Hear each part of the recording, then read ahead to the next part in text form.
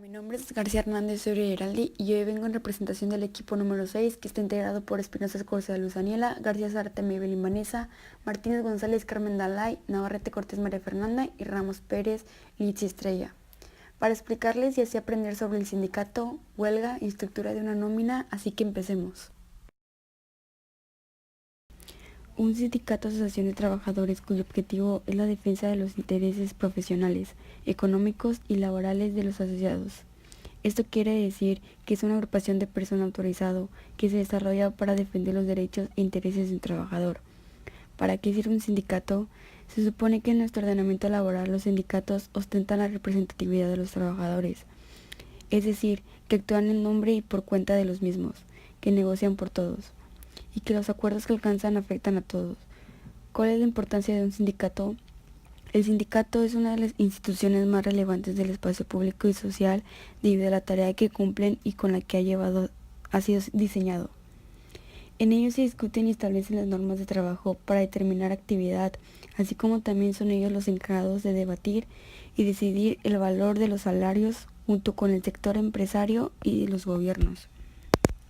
La función del sindicato tiene como objetivo principal el bienestar de los miembros, es decir, asegurar las condiciones dignas de seguridad e higiene laboral y generar mediante la unidad la suficiente capacidad de negociación como para establecer una dinámica de diálogo social entre el empleador y los trabajadores.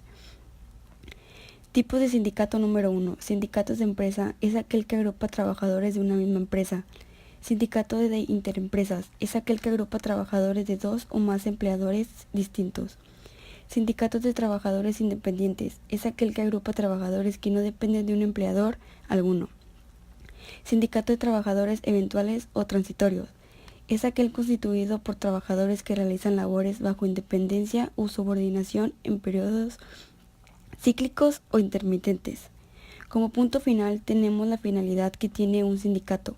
Los sindicatos tienen como finalidad defender los intereses de los trabajadores a quienes representa, facilitar la asistencia, así como prestar servicios, lograr mejores y progresos en la vida de un trabajador.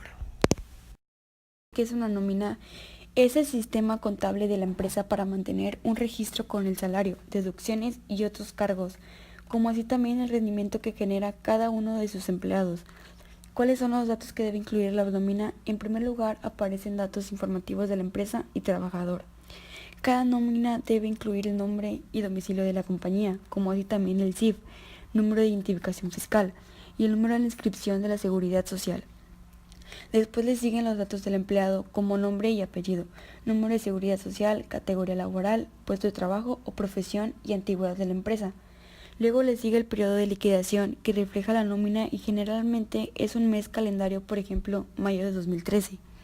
También debe incluir la cantidad de días cotizados por el trabajador. Hablemos sobre el salario bruto. Se encuentra en la nómina de los trabajadores, es la cantidad total que percibimos en nuestro trabajo. Dicha cantidad aparece en la nómina de los trabajadores como total devengado. El salario bruto se calcula añadiendo el salario base, que es el importe mínimo que vamos a cobrar. Conceptos como pueden gastos de transporte, dietas, nocturnidad, etc. Expliquemos exactamente qué es el devengado correspondiente a todos los conceptos por los que un empleado percibe una remuneración, como son los salario, horas extras, comisiones, auxilio de transporte, recargos nocturnos y diurnas, etc.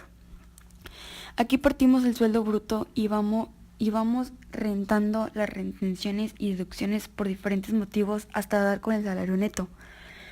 Por un lado, tenemos una serie de deducciones legales básicas y otras que pueden hacer el propio empresario, como el plan de pensiones de la empresa. Las más conocidas, la retención del IRPF, y cuyo mínimo se establecen en función del rango salarial del empleado en función de unas tablas anualmente actualizadas del gobierno. Las retenciones del IRPF 2016 son las que han empezado a contar con las nóminas desde el año pasado, 1 de enero. Estas retenciones son en adelanto el dinero que se da de Hacienda y en base al cual luego nos tocará pagar o recibir de Hacienda. ¿Qué es una huelga? La huelga es una forma de protesta en la que sus participantes o miembros se abstienen a realizar la actividad que realizan normalmente en perjuicio a aquellos a los que dirigen sus reivindicaciones o sus quejas. Es decir, como huelga se designan el paro o la interrupción colectiva de la actividad laboral convocada por parte de un grupo de trabajadores o por un sindicato como medida de protesta para exigir un conjunto de peticiones sean atendidas por el patrón. Dos razones por las que el derecho o huelga es necesario. Declarar una huelga es el último recurso, pero a veces es la única herramienta que tienen los trabajadores para protegerse. Con el derecho de huelga, los trabajadores pueden evitar la completa dependencia del empleador. Al contar con el derecho de huelga, se puede lograr un mayor equilibrio entre el poder de los trabajadores y de las empresas, para que una huelga tenga validez. 3. Se deben cumplir los siguientes requisitos: arreglo directo, conciliación, surtidos estos requisitos y no habiendo encontrado soluciones, los trabajadores podrán declarar la huelga o proceder a las soluciones sus diferencias en un tribunal de arbitramiento. Cuando se le puede dar seguimiento a esta huelga, el procedimiento de huelga se reiniciará mediante la presentación del privilegio de peticiones que deberá reunir los requisitos siguientes. Se dirigirá por escrito al patrón y en él se formularán las peticiones. Se presentarán por duplicado la Junta de Conciliación y Arbitraje. El aviso por la suspensión de los laborales deberá darse por lo menos con 6 días de anticipación con fecha señalada para suspender el trabajo y con 10 días de anticipación para poder, cuando se trate de servicios públicos, etc. ¿Qué pasa si la huelga es ilegal? La principal consecuencia es que sus efectos deben finalizar y los empleados que la apoyan deben presentarse a laborar dentro de las 24 horas posterior a la notificación y de la legalización en cuestión.